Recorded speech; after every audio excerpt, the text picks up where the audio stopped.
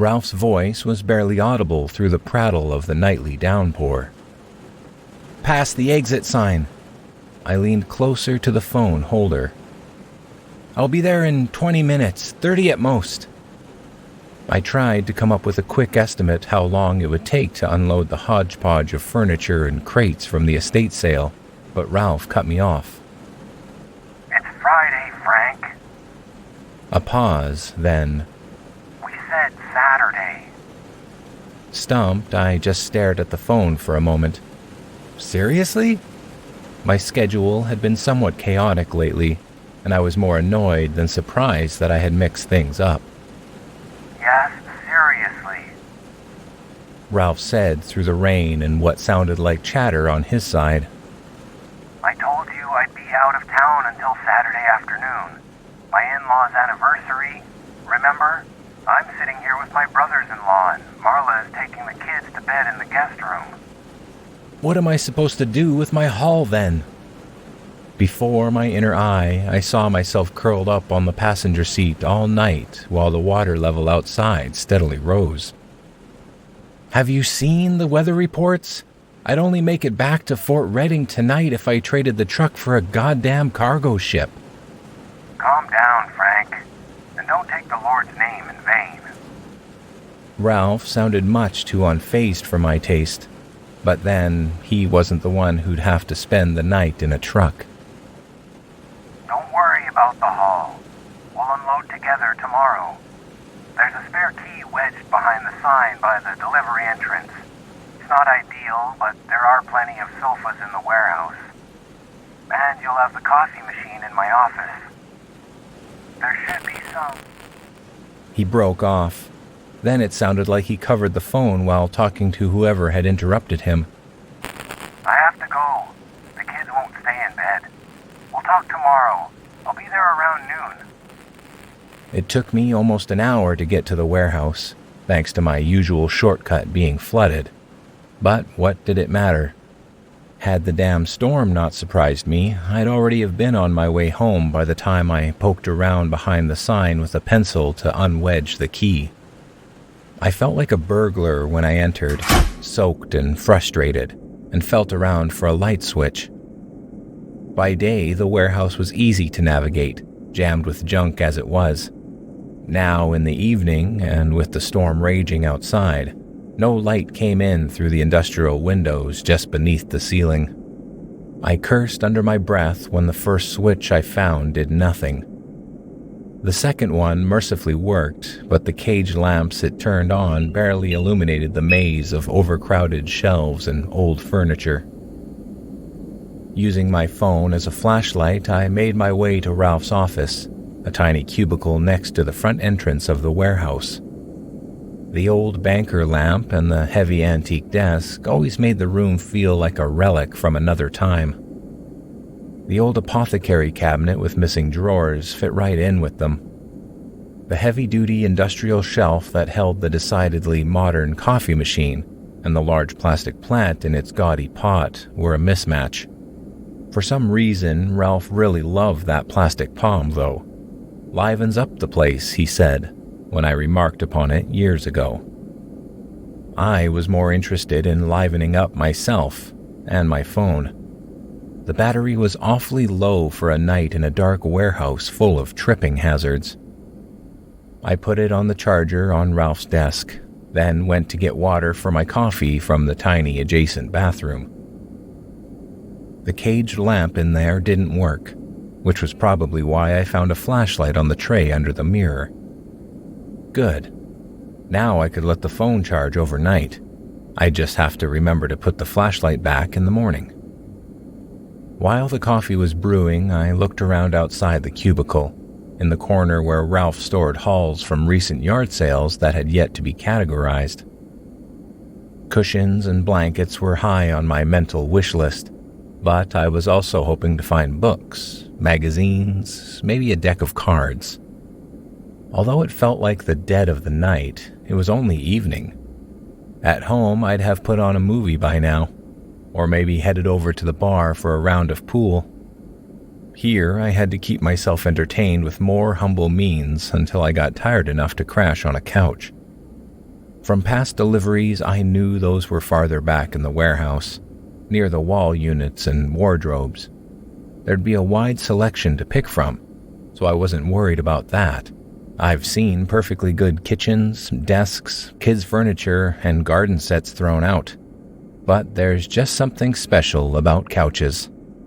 No matter how worn or outdated, people always seem to think somebody else wants to buy them. As a result, every second-hand furniture store is drowning in them.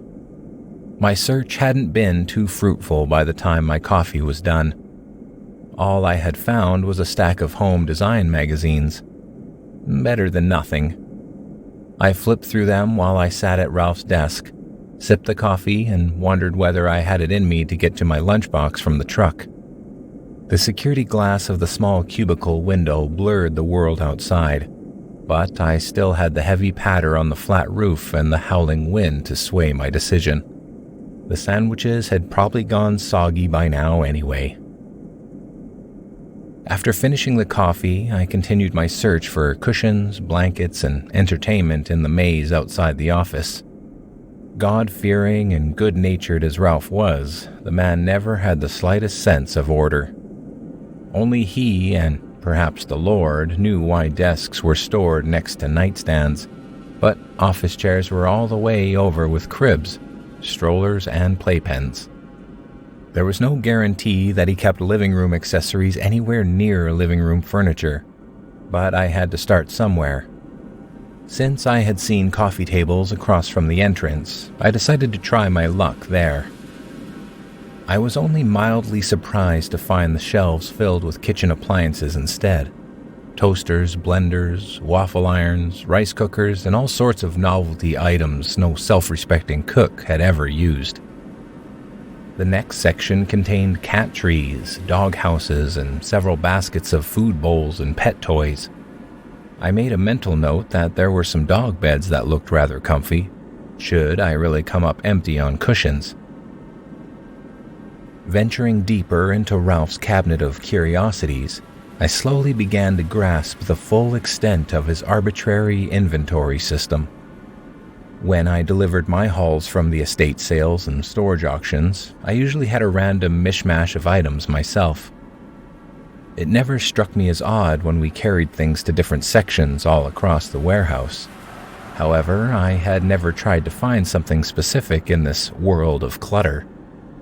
The longer I looked around, the more I came to believe that it was straight up impossible. I found everything except what I was looking for. An entire shelf of gaudy cuckoo clocks.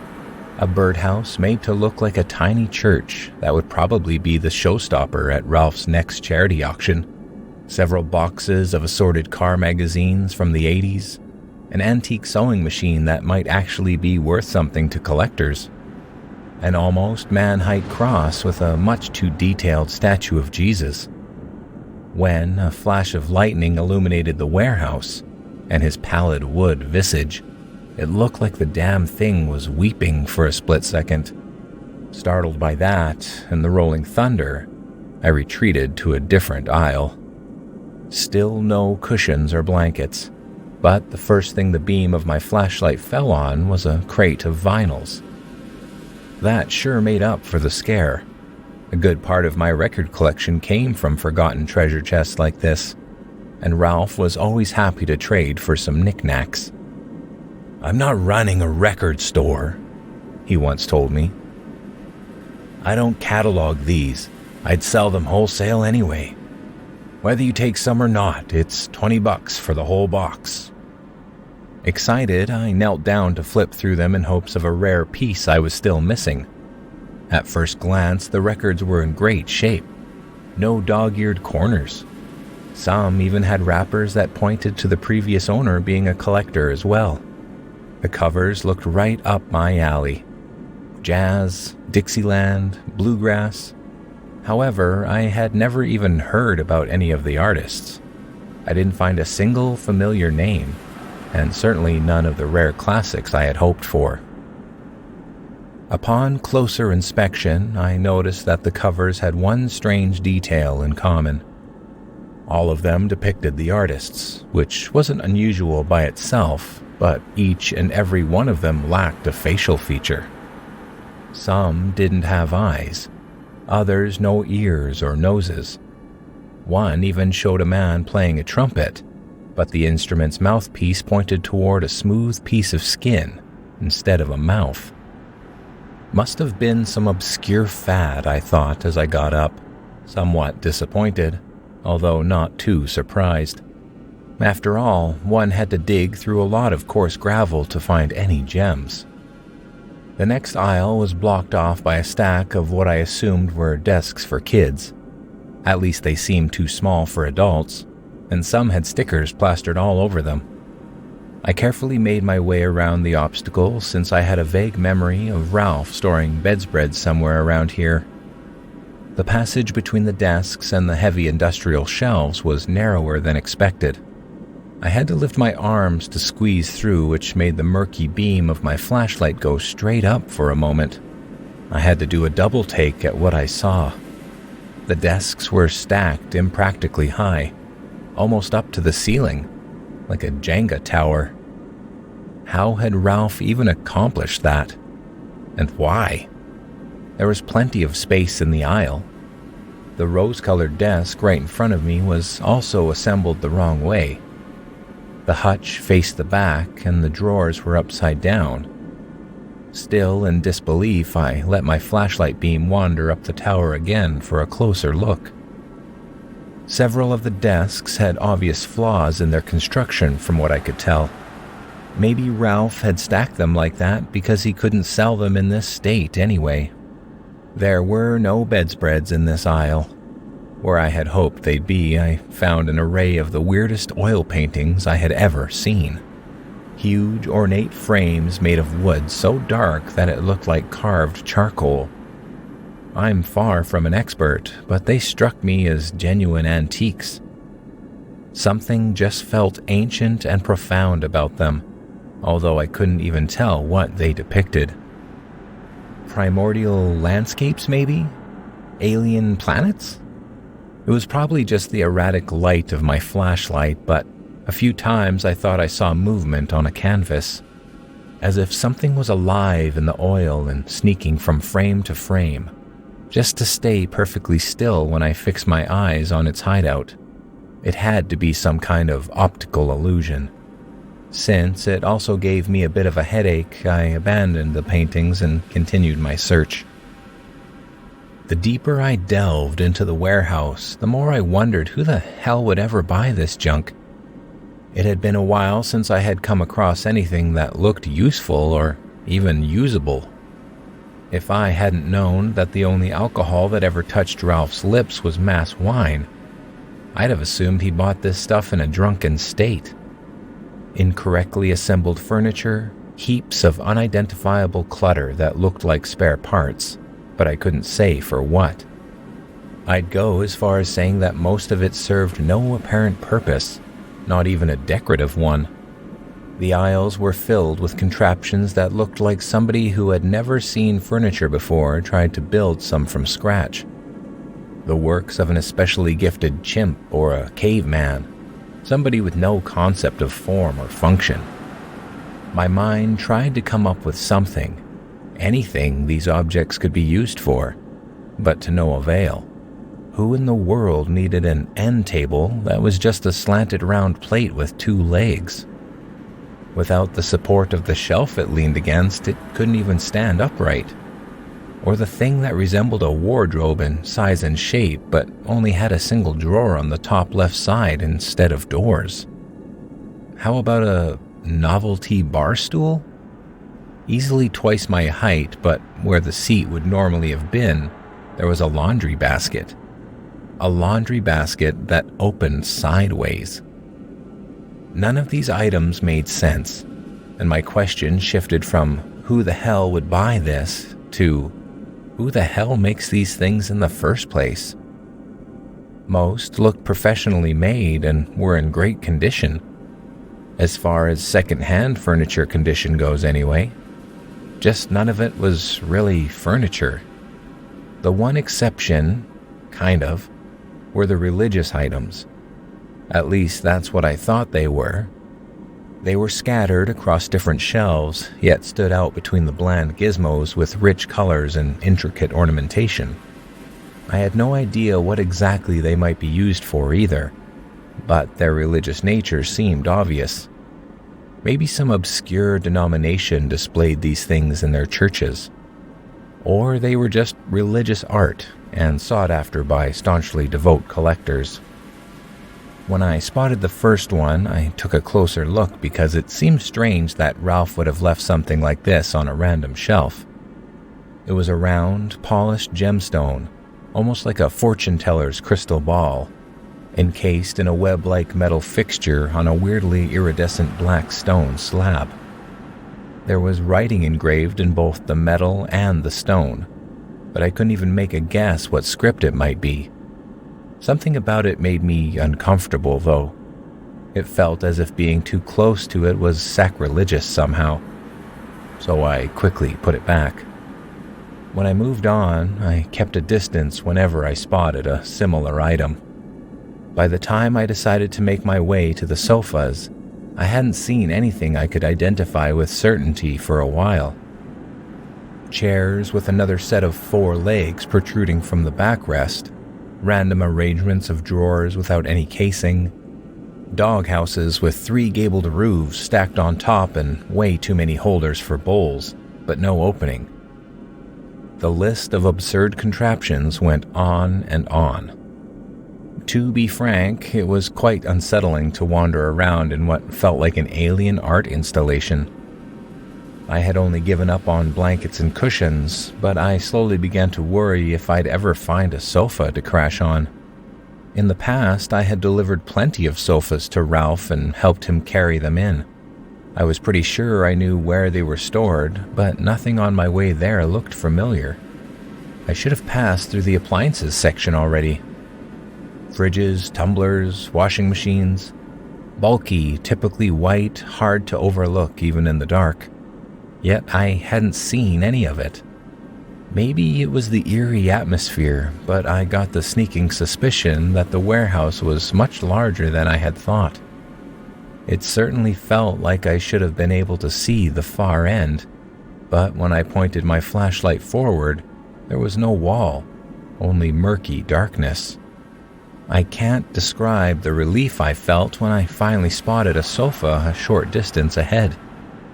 Between the tall shelves, the junction almost looked like a clearing, a reprieve of relative familiarity in a forest of uncanny absurdities. The sofa wasn't quite right.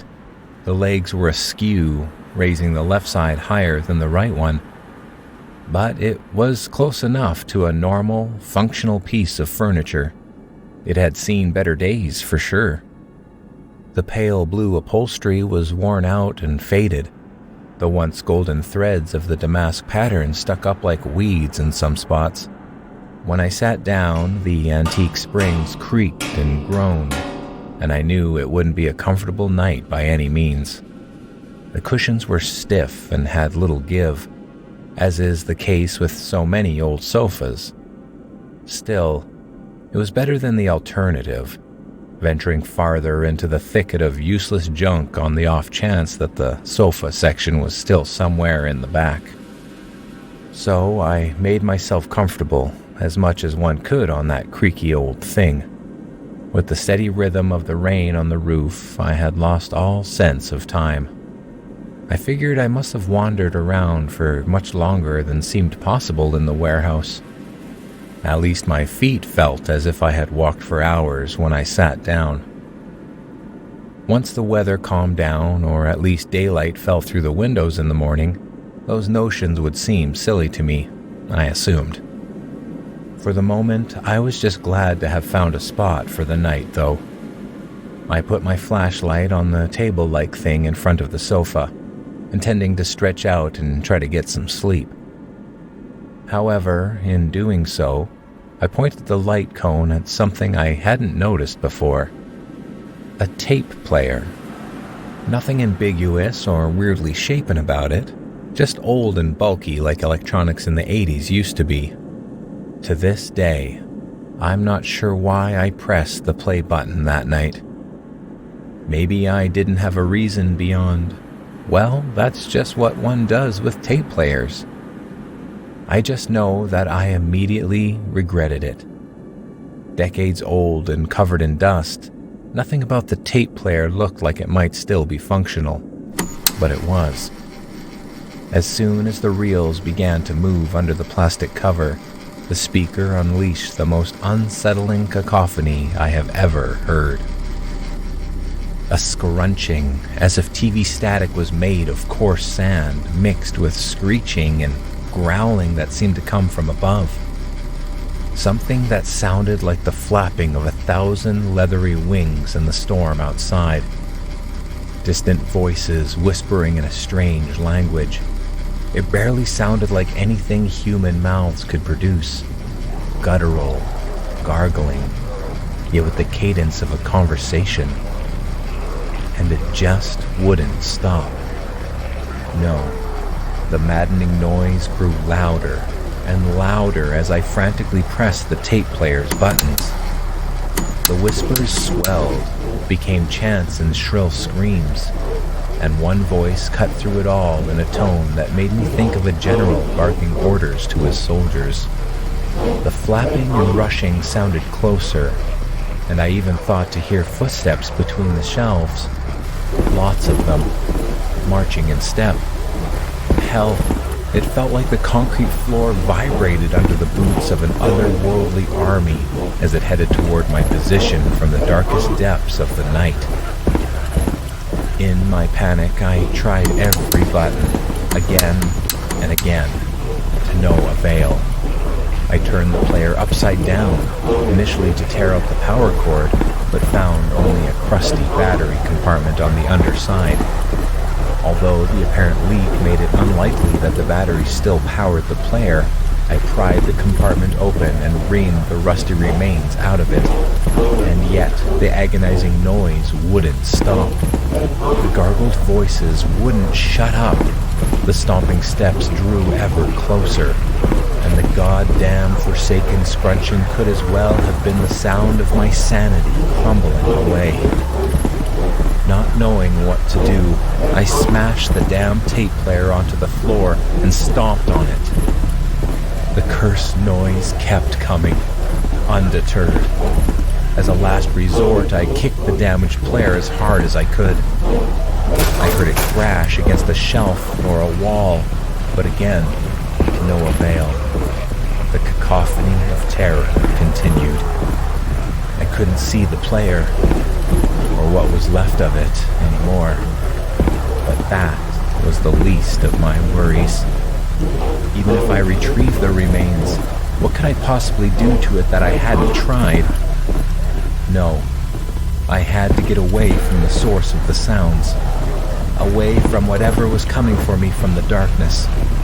As absurd as it may sound, I was sure the fabric of reality was corroding somewhere in the darkness between the shelves, that a portal or breach to another, more sinister dimension had opened and allowed some unholy force to pour into the world. Filled with a primal fear, I didn't think clearly. To me, it seemed obvious that these unseen, otherworldly beings were attracted to the sound, or that they had somehow been summoned by it. If I couldn't make it stop, I had to get as far from it as possible if I wanted to get out alive. And so I turned around and staggered away from the dreadful sounds, laser focused on putting as much distance between the player and me.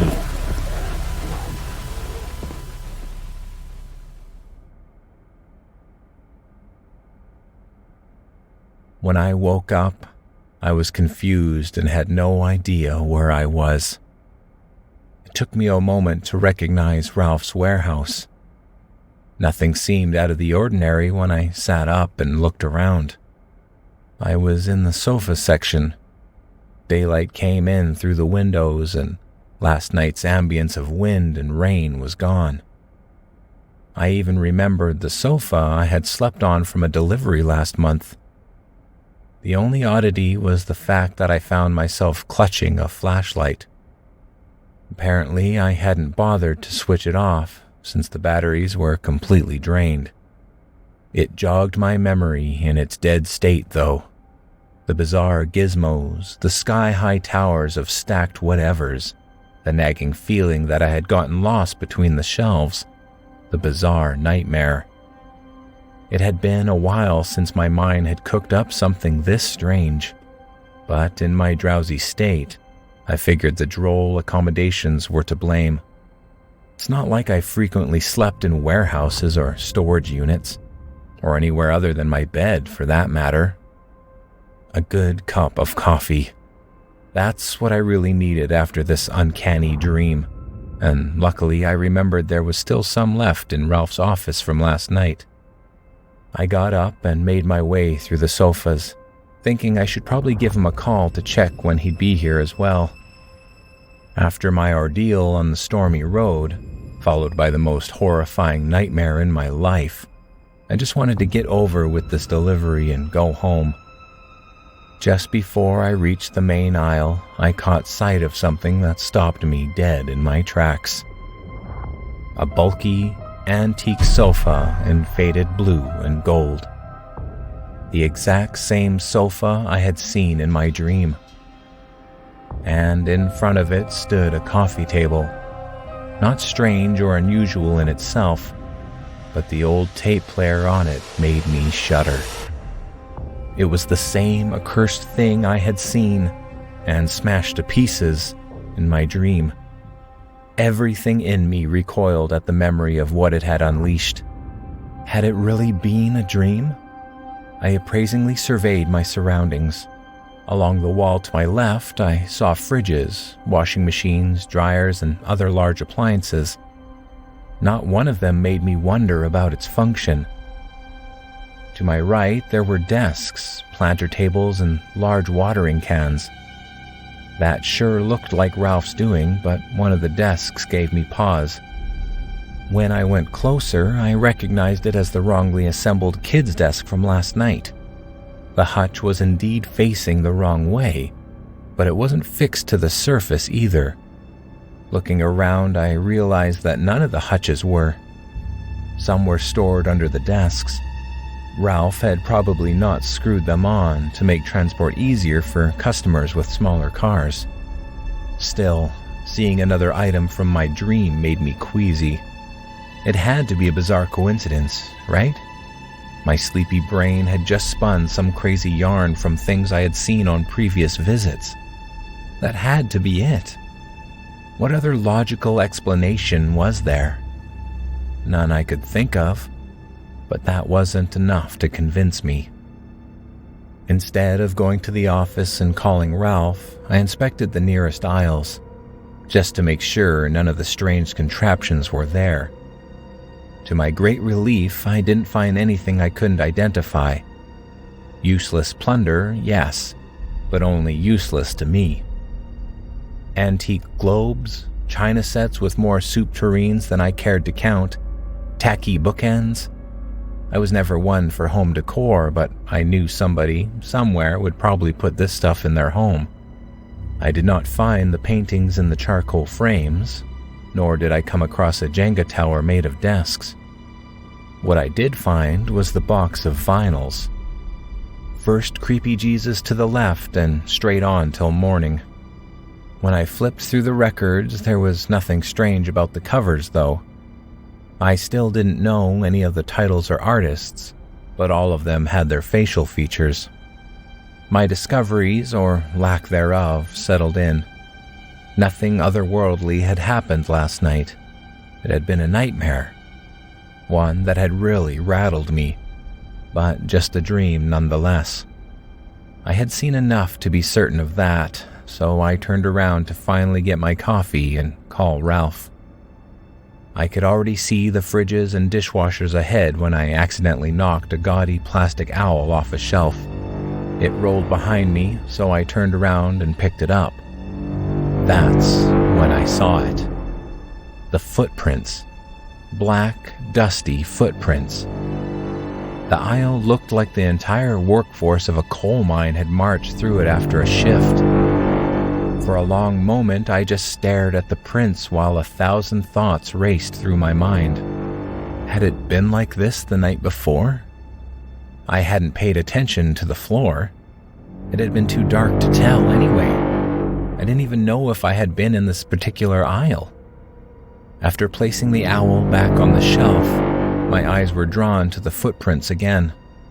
Was there any rational explanation? Maybe there had really been a group of coal miners looking for some new furniture the day before. I wanted to believe that, but I didn't. In the end, my morbid curiosity won. I went back to the faded blue sofa, to the tape player. And after some hesitation, I pressed the play button with the same vigor and enthusiasm a kid would display when poking a dead animal with a stick. I heard a click when the button snapped in. I could see the reels move through the milky plastic, but the speakers remained silent. No hellish cacophony, no ominous whispers or chants, no uncanny screeching or grinding. Relieved, I looked closer and realized there was no tape in the player. The reels were slowly turning in an empty compartment. When I pressed the stop button, it obeyed. Coal miners. It had to be a merry band of coal miners on a shopping trip. I kept trying to convince myself of that when I got my coffee and called Ralph. I still tried to believe it when he showed up about an hour later, with breakfast. God bless him. We unloaded my truck together, carried furniture and other estate sale treasures inside, discussed prices, chatted about business and life in general. In the back of my mind, the nightmare, or whatever it was, lingered. I just couldn't let it go unaddressed, but I also didn't know where to even begin. We took a break at some point. I had an idea. I strolled around under the guise of looking for records for my collection. The real plan was to go back to the stained aisle and proclaim, "Wow, what happened here?" Either Ralph would have an explanation, or I'd have, hopefully, an easier time to explain what I had seen at night. It didn't come to that, though. The floor in the aisle didn't look any different than anywhere else in the warehouse. No black dust, no footprints. Only the gaudy owl to confirm I was in the right aisle. Confused, I returned from my search for vinyls and only said there hadn't been any worthwhile records in the box I found when Ralph asked. We continued our work, but my mind raced. How could that be? I had seen the footprints in broad daylight. I twisted and turned every thought, every possibility, but none of the half-baked conclusions I came up with satisfied me. As much as I wanted to believe it, I couldn't brush off the footprints as a product of my imagination. I knew I had really seen them. I knew something had happened that night, and I also knew nobody would ever believe me. When we carried a set of living chairs into the warehouse, the last items I had in my truck, we inevitably passed the antique sofa and the player. I couldn't just leave it here. Ralph might test it at some point and end up unleashing the same otherworldly horrors I had encountered. I wouldn't wish that upon my worst enemy, and certainly not an old friend. "Hey, I found that player last night," I said as casually as I could muster. Figured I'd try to fix it up to pass time, but with the battery leak, it's probably beyond repair. Get rid of the devilish machine, I wanted to add, but speaking of the devil typically didn't go over well with Ralph. He paused and looked around, then shrugged when his eyes found the player. "Bet you got it from the box by the door?" I nodded. "That's my haul from last weekend. I didn't get around to checking anything yet, but you know how it goes. Flea market electronics are always a gamble." "I'll drive by the landfill on my way home anyway," I said and nodded in the direction of the electronics section where he had discovered a damaged fridge earlier. "If you want, I can get rid of the broken stuff. I owe you one for not letting me sleep in the truck." "Much appreciated." Ralph wiped the sweat from his forehead. then signaled me to heave up the heavy upholstered chair we were carrying again. "Oh, and next time if there's a storm warning in the forecast, give me a call before you hit the road, will you?" "You bet I will. I'll check my planner double and triple from now on." We laughed, put the chair where it belonged, then loaded my truck with the items for the landfill. I made my stop there on my way home, but I didn't give the tape player to the landfill worker. It just didn't feel right to just leave the thing in the hands of an unwitting stranger, even if he'd probably throw it into an industrial trash compactor right away. Instead, I made a small detour to a roadside diner that had gone out of business years ago. The construction of a newer, larger road in the area had deprived it of its last handful of regular patrons, one of which had been me. Now it was so out of the way that not even vagrants went there anymore. Behind the abandoned building, I smashed the damn player to the ground, stomped on it, then gathered up the remains and put them in the diner's dumpster. Maybe I was just being paranoid, but I knew I'd rest easier knowing that nobody would stumble upon this damn thing again.